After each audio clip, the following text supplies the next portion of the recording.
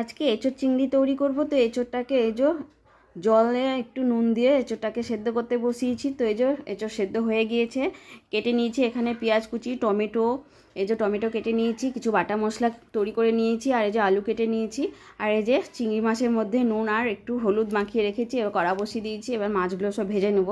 তো চিংড়ি মাছগুলো ভাজা হয়ে গেছে, তো আলু ভাজতে বসিয়েছি ওই তেলেতে, তো ভাজা হয়ে গেছে, তো নামিয়ে নিয়েছি। তো ওই তেলেতে আর একটু তেল দিয়ে গোটা জিরে, গোটা গরম মশলা, তেজপাতা আর পেঁয়াজ দিয়ে ভালো করে ভেজে নিলাম। ভেজে নেওয়ার পর টমেটো দিয়ে দিয়েছি, টমেটো দিয়ে দেওয়ার পর এবারে নাড়াচাড়া করে নিয়েছি।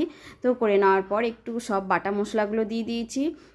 বাটা মশলাগুলো দিয়ে দেওয়ার পর এবারে ভালো করে কষিয়ে নিতে হবে মশলার সাথে। তো এখানে নুন আর একটু মিষ্টি দিয়ে দিলাম, দিয়ে আর একটু ভালো করে মশলাটাকে কষিয়ে নিব।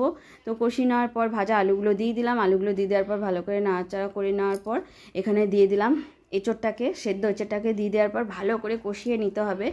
তো কষিয়ে নেওয়ার পর এবারে দিয়ে দিলাম চিংড়ি মাছগুলো দিয়ে দেওয়ার আর একটু ভালো করে কষিয়ে নিলাম। তো এবারে ভালো করে কষিয়ে নিতে হবে, ঢাকা দিয়ে দিয়েই কষিয়েছিলাম।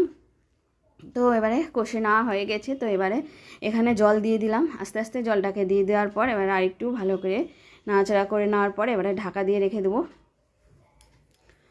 তো এই যে ঢাকা দিয়ে রেখে দিয়েছিলাম, তো মাঝখানে ঢাকাটা খুলে নেওয়ার পর 4-5টা কাঁচা লঙ্কা আমি দিয়ে দিয়েছিলাম, দিয়ে আবার ঢাকা দিয়ে রেখেছিলাম। তো এবারে দেখে নিতে হবে এঁচোড়টা, হ্যাঁ এঁচোড়টা তো আগে থেকে সেদ্ধ হয়ে গিয়েছিলো। আলুটা এবার দেখে নিলাম, তো আলুটা প্রায় সব সেদ্ধ হয়ে গেছে। তো নামানোর আগে একটু গরম মশলা দিয়ে ভালো করে নাড়াচাড়া করে নেওয়ার পর 2 মিনিট ঢাকা দিয়ে দেওয়ার পর হয়ে গেল আমার এঁচোড় চিংড়ি। তো এই রেসিপিটা তোমাদের যদি ভালো লেগে থাকে তো একটা লাইক করো, আর দেখতে দেখো কত সুন্দর হয়েছে এঁচোড় চিংড়িটা।